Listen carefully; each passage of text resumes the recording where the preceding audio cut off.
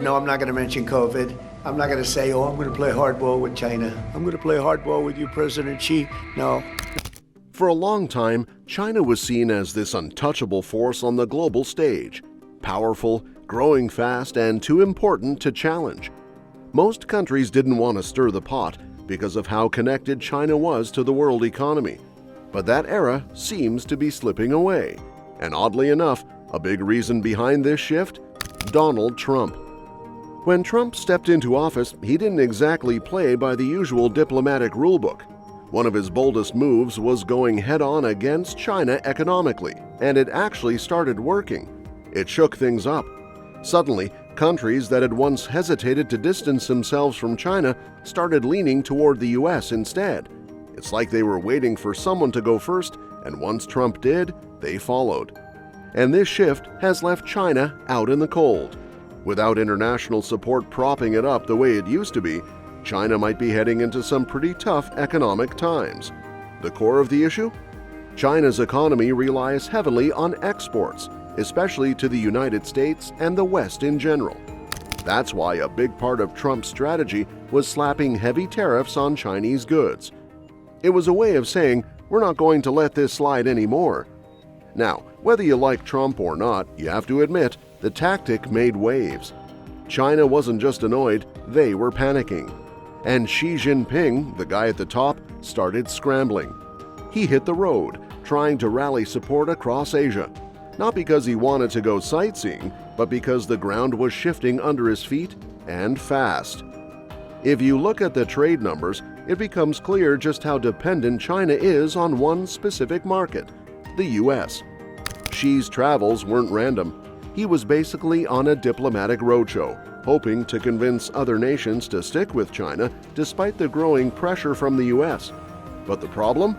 Those other nations weren't exactly buying what he was selling. And here's something interesting. China's government, the Chinese Communist Party or CCP, doesn't exactly play fair when it comes to data transparency. The trade numbers we do see? Well, they're often massaged or manipulated. After the 2018 trade war kicked off, China started rerouting its exports through other countries to make it look like the numbers hadn't dropped.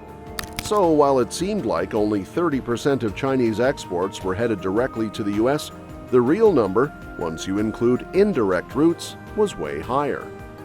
But that workaround didn't solve the core problem. When Trump slapped a staggering 245% tariff on certain Chinese goods, the damage was too big to ignore. You can't just sneak past that kind of wall with a few shipping tricks. That's why Xi Jinping's emergency tour around Asia felt like damage control more than anything. The leaders Xi met with weren't exactly jumping to stand by China's side. That's a problem. If you're trying to play a power game and no one's backing you, you're not looking too strong.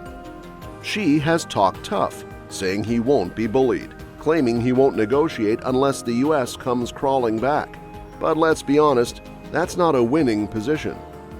One big reason? The size difference. The U.S. economy is still much larger than China's, even with China reporting inflated numbers. Their GDP isn't even 2/3 of America's. And when it comes to trade, the imbalance is wild. Just last year, China had a merchandise trade surplus with the U.S. worth nearly $300 billion. We were losing $5 billion a day during the Biden administration, during that last year. And that was after tariffs went into effect. So they clearly had a lot to lose. Now, China has tried to fight back. They've restricted the export of rare earth materials, which are crucial for making tech stuff. But that's not a new move. They did it to Japan back in 2010, and guess what? It backfired. The whole plan collapsed in just a few months. So repeating that strategy isn't exactly promising. They also tried to hit back at American companies like Boeing, saying they wouldn't accept deliveries of planes anymore. But here's the kicker. Xi himself flies in a Boeing 747.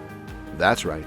While telling Chinese airlines not to buy Boeing, he's jet-setting around the globe in one. If that's not irony, I don't know what is. And just imagine if Trump responded by banning Boeing from selling planes or parts to China altogether. You'd have a bunch of grounded jets just sitting there, useless. China might talk tough, but their leverage is more limited than they like to admit. Meanwhile, back home, the CCP isn't letting people talk openly about what's going on. They're censoring social media, blocking hashtags like tariff or even just 104, which refers to the tariff China placed on U.S. imports. On Weibo, those searches just come up with error messages. It's like they're trying to erase the conversation before it even starts. And it's not just inside China.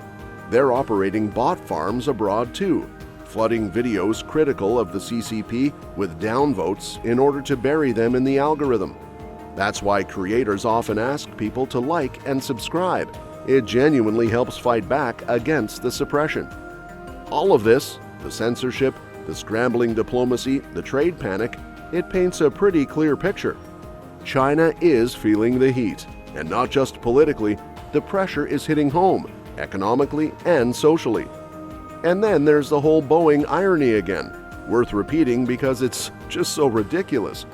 The same planes that Xi says aren't welcome in China, that's literally what he uses for his own travel. It sends a message, even he doesn't fully trust China's own aviation products. So when Trump's tariffs dropped, it wasn't just the US and China paying attention, the whole world sat up. These were the steepest tariffs since the 1930s. People were nervous. No one wants to relive the economic chaos of the Great Depression, but that's what these moves reminded people of. Still, once the initial panic settled, something surprising happened. Nearly every country reached out to the Trump administration to talk. They didn't want to get caught in the crossfire, so they came to the table. Every country except one. And yeah, no prizes for guessing which one held out. 人民也绝不允许任何外来势力欺负、压迫、奴役我们。 So Trump responded by pausing additional tariffs for 90 days and lowering the general tariff rate to 10%. But again, not for China. China didn't get that courtesy, and Trump didn't shy away from explaining why. He said that what was happening wasn't sustainable, that other presidents wouldn't have had the guts to make the call, but it needed to be done. He pointed out that China had been getting away with economic abuse for decades. He wasn't wrong.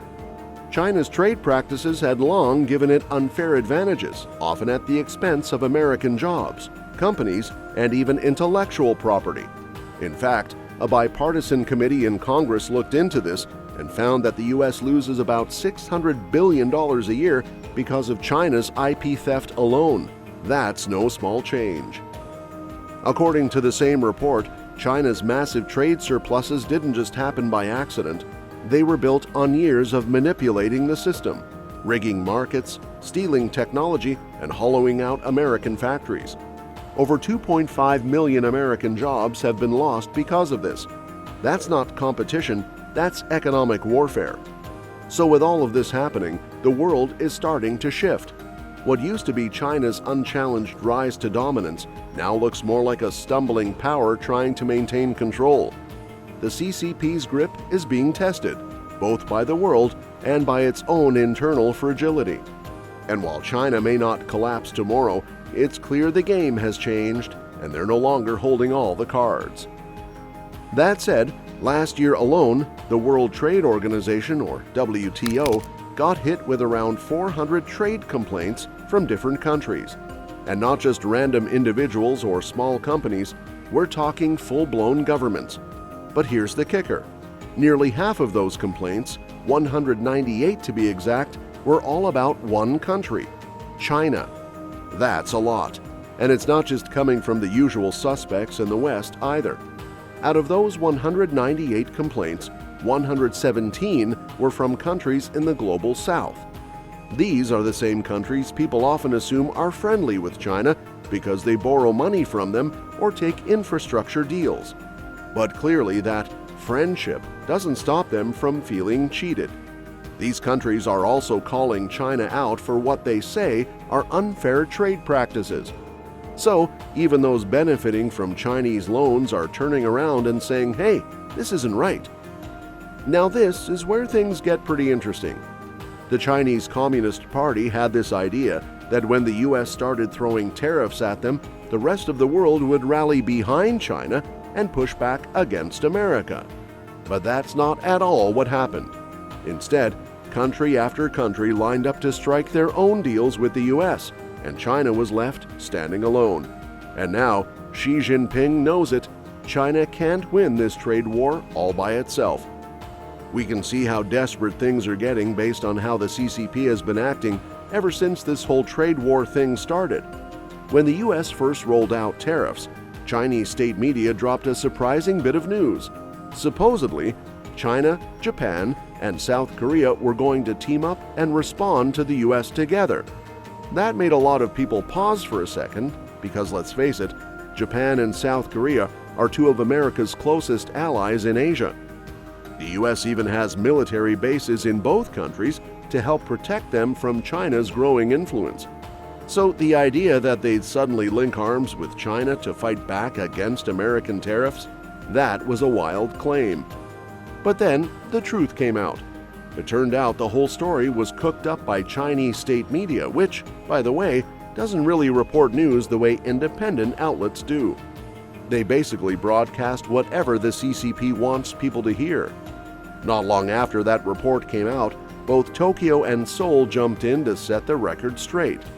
Japan said there hadn't even been any discussions like that, and South Korea admitted that China had exaggerated whatever minor talks had actually taken place. So the report was just smoke and mirrors, a clear attempt by China to make it seem like it had more allies than it really did. Still, that fake story does tell us something important. The CCP really wanted some backup. And it makes sense, because even Xi probably knows deep down that China can't take on the US in a trade war all alone. Think about it. About 30% of China's trade goes to one country, the United States. Chinese officials might go on TV and act tough, saying they don't need the US, but the reality is there just aren't enough other countries out there with the spending power of the American middle class. And that's not a new discovery. China learned just how valuable American consumers are when it joined the WTO back in 2001. That opened the door for China to sell its products globally, especially to the US, and their economy grew like crazy. But now, the CCP is seeing the flip side of that coin. What happens when that massive demand starts drying up? The truth is, China hasn't exactly been the best global trade partner. A lot of countries feel like they were misled or taken advantage of. One US official even joked that China started cheating practically the day after it was admitted into the WTO.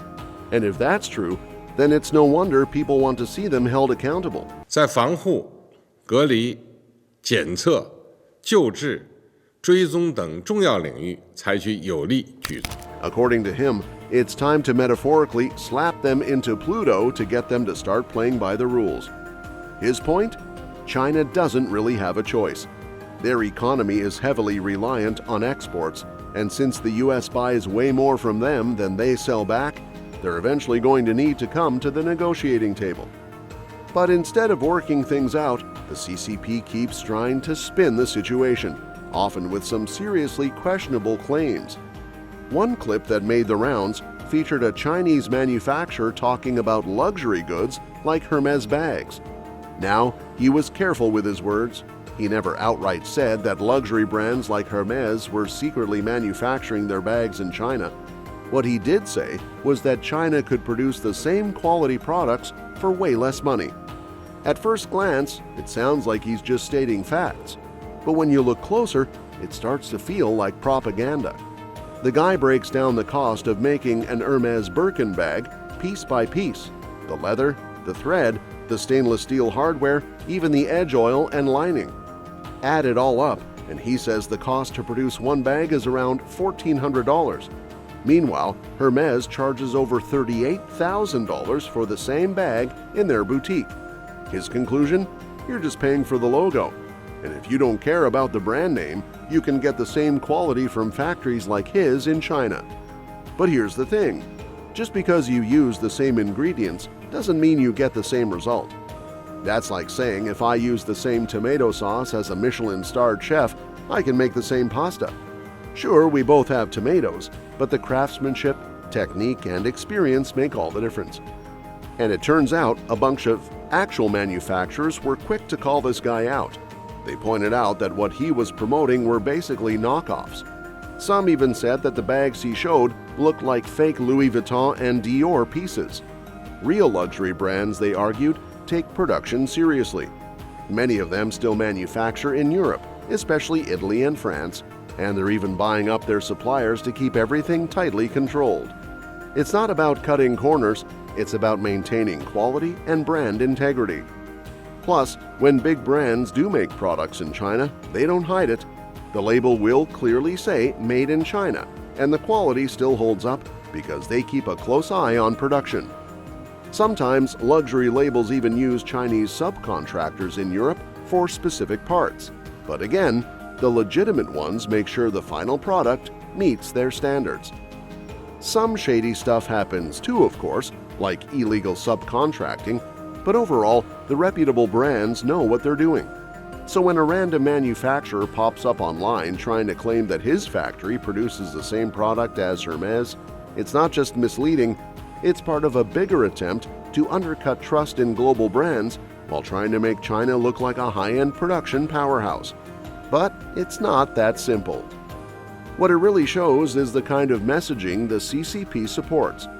They're trying to tell the world we're just as good as the West, maybe even better and cheaper too. But the truth is a little more complicated. If Chinese manufacturers were really producing bags of the same quality, luxury brands wouldn't be bending over backward to protect their supply chains in Europe. There's clearly a difference between same materials and same results. So while China's economy keeps trying to push this narrative of independence and quality, it's running into a harsh reality. Trade isn't just about who can make something the cheapest. It's also about trust, consistency, and following the rules. And until China starts showing that it can compete fairly, without propaganda, without cutting corners, and without lying about who's on its side, the rest of the world's going to keep pushing back. And that pushback isn't just coming from old rivals, it's coming from countries all over the globe, including those that once welcomed China's investment. So even though the CCP may be trying to spin the story their way, the numbers and the voices say otherwise. Between the ongoing trade tensions with the US and a major internal shakeup in the military, the situation is anything but simple for China. Take Mr. Jia, for example, a 36-year-old investor hanging out in front of his friend's cupcake shop. He says he isn't losing sleep over the tariffs the US slapped on Chinese goods. In fact, he thinks it proves something else entirely, that America is feeling insecure about China's rise. America's not what it used to be, he says, basically suggesting that dominating the world stage just isn't as easy anymore. The trade war is hard to ignore in China. State-run news outlets are working overtime to show that Xi is standing tall for global cooperation and fair trade. They're airing footage of him traveling to Southeast Asia, shaking hands, talking growth, and trying to show the world that China is the responsible adult in the room while the US goes full MAGA mode. China's also letting other countries know that if they cave to American pressure, there will be consequences. And it looks like some of that messaging is working. Japan's Prime Minister is reportedly sending Xi a letter in hopes of keeping trade relations smooth. But even though the global drama makes headlines, what really keeps Xi up at night is what's happening at home. According to a former American intelligence officer, Xi's more focused on internal challenges than foreign ones. And there are a bunch of those to deal with. First, there's the economic strain that comes with this kind of prolonged trade conflict. But maybe more critically, Xi's long-running campaign to root out corruption and demand loyalty, especially in the military, is starting to cause serious ripples.